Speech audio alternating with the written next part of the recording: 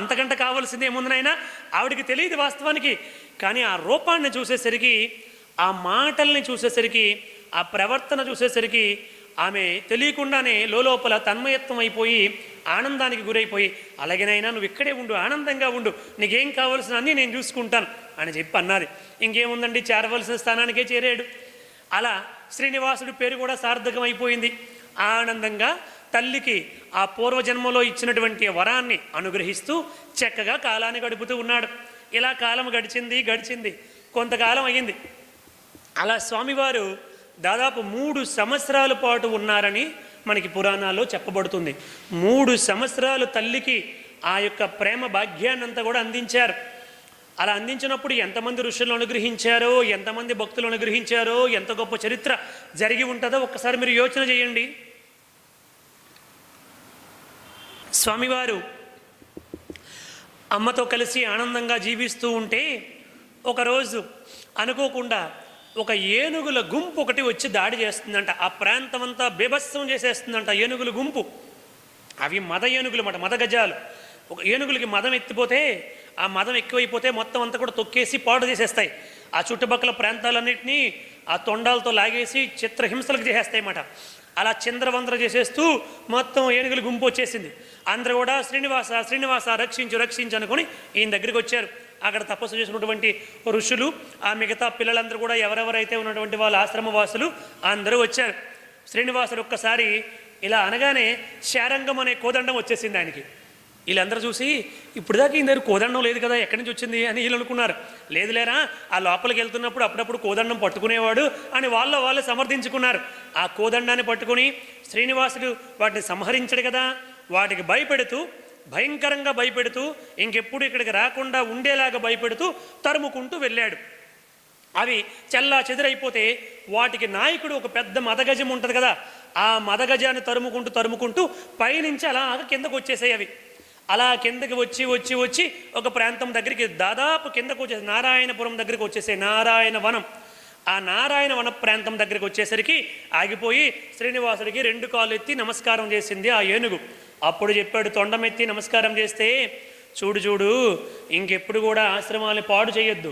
ఈసారికి నీకు శిక్షించకుండా భయం చెప్పి వదిలిపెడుతున్నాను. తప్పు చేస్తే నాకు ప్రేమించడం ఎంత బాగా తెలుసో శిక్షించడం కూడా అంతే బాగా తెలుసు. ఇంకెప్పుడు ఆశ్రమాన్ని పాడు చేయొద్దు, తపస్సు చేసుకునే వాళ్ళకి ఎవరికి ఇబ్బంది కలిగించొద్దు అని చెప్పారు. చెప్పేసరికి నమస్కారం చేసి ఏనుగు వెళ్ళిపోయింది. శ్రీనివాసుడు కూడా కోదండాన్ని అదృశ్యం చేసేసాడు. అప్పటికేం జరిగిందంటే, అక్కడికి పద్మావతీదేవి తన చెలికత్తెలతో కలిసి ఆ నారాయణ ఉద్యానవనానికి వచ్చిందండి. వాళ్ళందరూ కూడా అక్కడ కొంతసేపు విహరించడానికి వాళ్ళు ఒక పిక్నిక్ స్పాట్ లాగా అక్కడికి వచ్చారన్నమాట. వాళ్ళందరితో కలిసి వచ్చింది పద్మావతీదేవి. ఆకాశరాజు ధరణిదేవుల యొక్క కుమార్తె, మన కథానాయికి అక్కడికి వచ్చారన్నమాట. అక్కడికి వచ్చి వాళ్ళందరితో కలిసి ఆటలు ఆడడము, జలకాల ఆటలు, పాటలు పాడడము అన్నీ చేశారు. శ్రీనివాసుడు చూశాడు వాళ్ళని.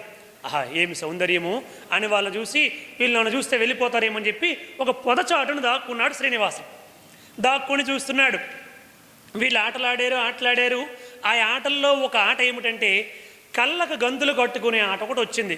ఏదో ఇట్లా పంట వేస్తారు కదా, ఈ పంటలో ఓడిపోయినటువంటి వాళ్ళకి కళ్ళకు గంతులు కడతారు. ఈ గంతులు కట్టినటువంటి వాళ్ళు ఆ మిగతా వాళ్ళందరినీ పట్టుకోవాలి వెళ్ళి. అలా ఆడుతున్నారు. అలా ఆడుతూ ఉండగా అనుకోకుండా ఈ పంటల్లో పద్మావతీదేవి ఓడిపోతే ఆవిడ కళ్ళకు గంతులు కట్టేశారు. ఇప్పుడు ఈవిడ వెళ్ళి వీళ్ళందరినీ పట్టుకోవాలి. వీళ్ళందరూ ఎక్కడెక్కడో దాక్కున్నారు. ఈవిడ అలా వెళ్ళి అనుకోకుండా శ్రీనివాసు ఉన్నటువంటి పొద దగ్గరికి వెళ్ళింది.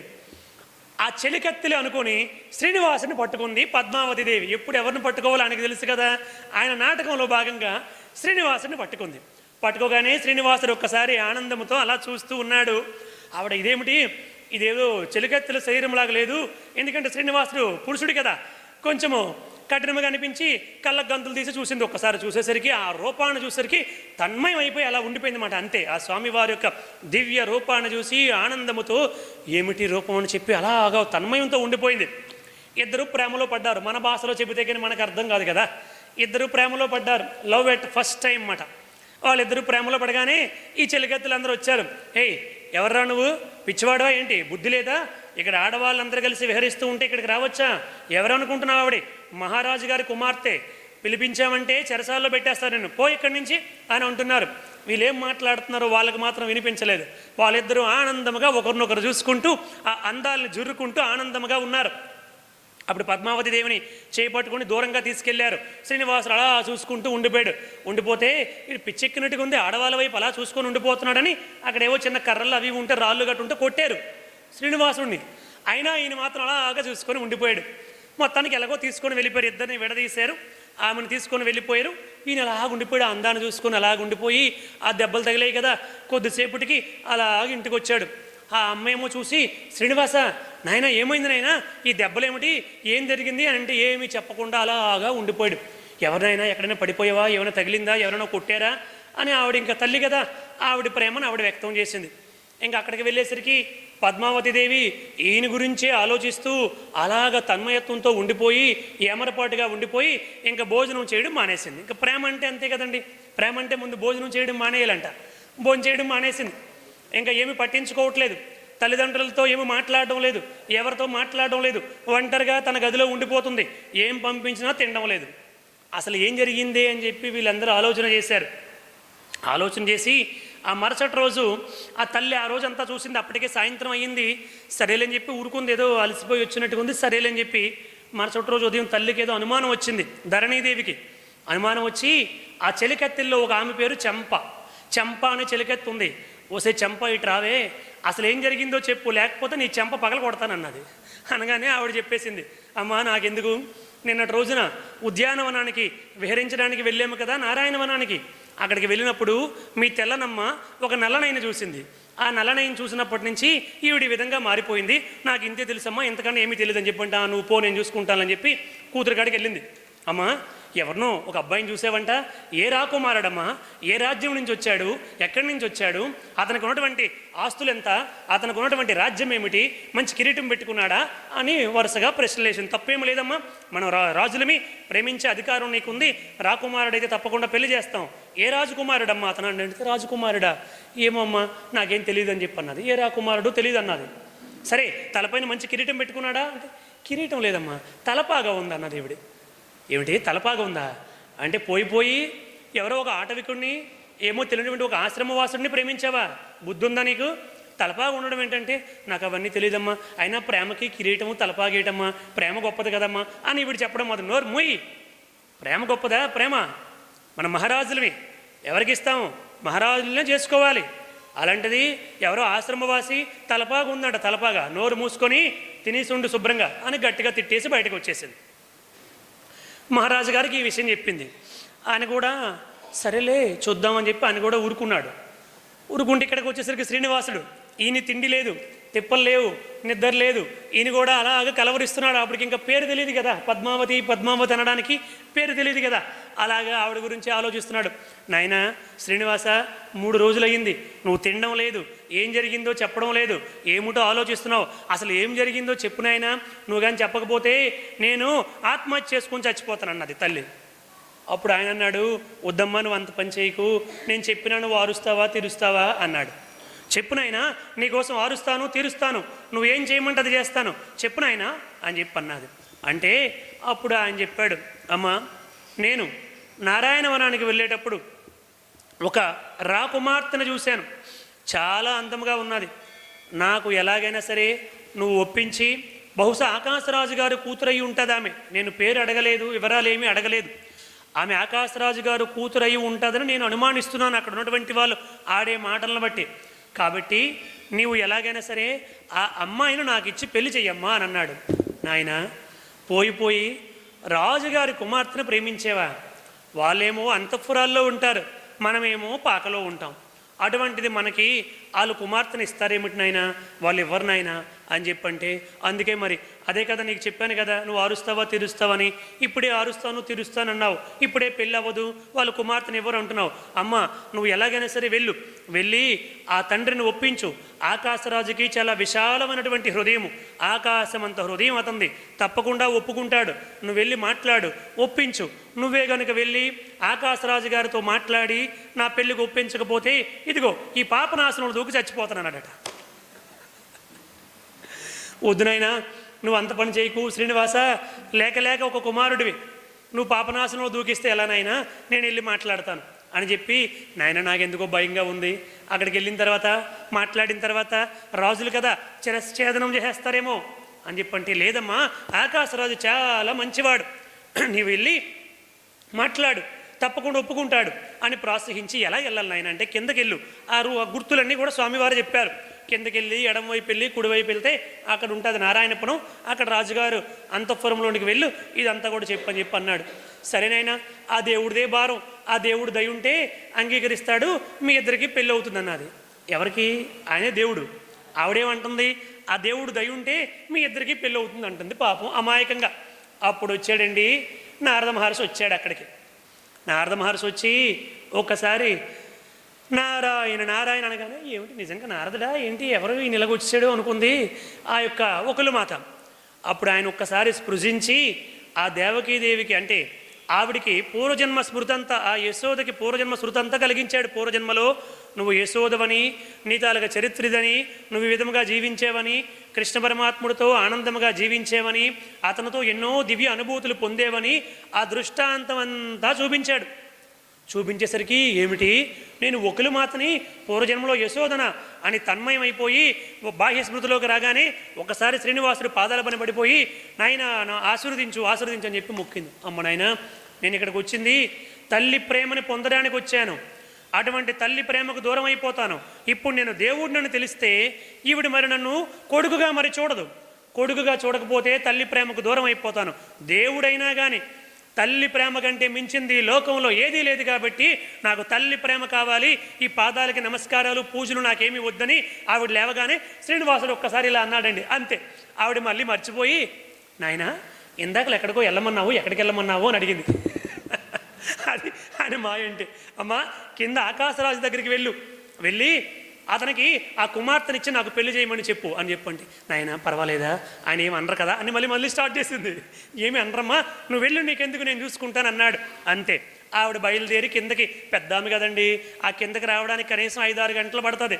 ఇంతలోపు నారదుడు, శ్రీనివాస నీ లీలలు నీకే తెలియాలి, నేను కష్టపడి ఆవిడికి పూర్వజన్మ స్మృతిని కలిగిస్తే నువ్వు క్షణంలో అంతా మాయ చేసేసావు అని చెప్పి, సరేలే నేనేమో వరాహస్వామి దర్శనానికి వెళ్తానని నారదుడు వరాహస్వామి దగ్గరికి వెళ్ళిపోయాడు. అమ్మ కిందకెళ్ళింది. శ్రీనివాసుడు ఆలోచన చేశాడండి, నా పెళ్ళికి నేనే ప్రణాళిక వేసుకుంటానని టక్మని ఒక ఎరుకల సానివేశంతో మారిపోయాడు శ్రీనివాసుడు. ఎరుకోయమ్మ ఎరుక చెబుతానమ్మ ఎరుక అనుకుంటూ దిగాడండి. చేతిలో ఒక బుట్ట, దాంట్లో ఒక కర్ర పట్టుకొని ఒక స్త్రీగా మారిపోయి, ఆయనకి ఏంటండి అలనాడు క్షీరసాగర మదనములో అమృతం పుడితే మోహిని రూపంగా మారిపోయి దేవతలకి రాక్షసులకి అమృతాన్ని పంచినటువంటి వాడు ఏ రూపమైనా మార్చగలడు. ఆ మోహిని రూపాన్ని చూసి పరమేశ్వరుడే ఆయన వెనకాతలు పరిగెత్తాడు. అంత గొప్ప అందమైన స్వరూపం, ఏ రూపం కావాలంటే ఆ రూపాన్ని మార్చగలడు ఆయన. వెంటనే స్త్రీగా మారిపోయి ఒక ఎరుకల సానిగా మారిపోయి మెడలో లేనిపోయిన పూసలన్నీ వేసుకొని దండలన్నీ వేసుకొని రకరకాలుగా ఎరుకల సాని ఎలాగుంటుందో అలా తయారైపోయారన్నమాట ఆయన. అంతే తయారైపోయి ఒక బుట్ట పెట్టుకొని అందులో ఒక కర్ర పెట్టుకొని, మరి ఒక బాలుడు కావాలి కదా, బ్రహ్మదేవ అన్నాడు. బ్రహ్మ వచ్చాడు. బ్రహ్మదేవుణ్ణి 9 నెలల బాలుడిగా మార్చేశాడు. అంతే, చిన్న బాలుడు అయిపోయాడు. చేతిలో ఒక ఏమంటారు దాన్ని, ఒక ఉయ్యాల కట్టాడు అనమాట, చిన్న ఉయ్యాల ఒక చీరతో కట్టేసి ఆ బ్రహ్మదేవుని తీసి ఇందులో పడేశాడు. అంతే పడేసి, ఎరుకోయమ్మ ఎరుక చెబుతానమ్మ ఎరుక చెబుతాను అనుకుంటూ బయలుదేరాడండి ఆ అంతఃపురం దగ్గరలోనికి. వెళ్ళేసరికి ఒక్కసారి నారదుడు వచ్చాడు. నారదుడు వచ్చి, ఏమిటిది అమ్మా, ఎరుక చెబుతావా, బాగా చెబుతావమ్మా, ఏదో నాకు ఒకసారి ఎరుక చెప్పు అన్నాడు నారదుడు. ఓ నారదయ్యా, నీకు నిలకడ లేదు, ఎప్పుడు తిరుగుతూనే ఉంటావు, దాంతోపాటు నీకు ఆ రాత లేదయ్యా అన్నాడు. ఏ రాతమ్మా అని అన్నాడు. పెళ్లి రాత, నీకు పెళ్లి రాత లేదు నాయన అంటే, చాలే అమ్మా నీ ఎరుకు ఒక నమస్కారం, నీకు ఒక నమస్కారం, ఆ పెళ్లి చేసుకున్న వాళ్ళు ఏమైనా వెలగబెట్టి సాధించారా ఏమిటి, నాకు పెళ్లి లేకపోవడమే సంతోషం అని చెప్పి అనేసి, సరే శ్రీనివాస ఈ ఎరుకల సాని ఏమిటి, ఈ వేషం ఏమిటి, ఇదంతా ఏమిటి అని చెప్పి అడిగితే, ఏమి చేస్తున్నారదా, నా పెళ్ళికి నేను ఇన్ని తిప్పలు పడుతున్నాను అని చెబితే, సరే కానీ ఈ సంఖలో బిడ్డెడెవరు ఇందాకల నుంచి మధ్యలో నిక్కి చూస్తున్నాడంటే, ఒకసారి ఇలా తెరుచుకొని ఆ బిడ్డెడు బయటకు వచ్చి, ఒరే నారదా నేను రా నీ తండ్రిని, నన్నే మర్చిపోయావా అన్నాడంట. అమ్మ నాయన, బ్రహ్మదేవుడా, శ్రీనివాస బ్రహ్మదేవుడిని బిడ్డను చేసేసి నువ్వేమో ఎరుకల సానిగా మారిపోయి, ఏమిటయ్యా ఈ విచిత్రము అని చెప్పంటే, నారదా పెళ్ళంటే మాటలు అనుకున్నావా, పెళ్లి చేసుకోవాలంటే ఎన్ని పాటలు పడాలో, ఎన్ని వేషాలు వేయాలో, తప్పదు నాయన, నేను శ్రీనివాసుడినైనా నాకు కూడా వేషాలు వేయక తప్పలేదు. అని చెప్పని, సరేలేనాయన వెళ్ళు, ఎరుకు చెప్పుకో, నా మటుకు నేను పోతానని చెప్పి నారదుడు అంతర్ధానం అయిపోయాడు. శ్రీనివాసుడు లోపలికి ప్రవేశం చేస్తే అక్కడ ఉన్నటువంటి వాళ్ళకి ముందు కొంతమందికి చెప్పాలి కదా, కొంతమందికి రండి మీకు ఇద్దరు పిల్లలు, ఇద్దరు భార్యలు, ఆ కొడుకున్నాడు, కూతురున్నాడు, మనముడు ఉంది, అవన్నీ చెప్పేస్తుంటే అబ్బా ఎరుకులు సాని ఎంత బాగా చెప్పేస్తుంది, నాకు ఎంతమంది పిల్లలు, ఎంతమంది భార్యలు, ఎంతమంది మనవళ్ళు అని చెప్పేస్తుంది అని ప్రజలందరూ ఆశ్చర్యపోతున్నారు. అక్కడి నుంచి ఆ కొంతమంది చూసి అంతఃపుర కాంతలు చూసి రాణిగారి దగ్గరికి వెళ్ళారు.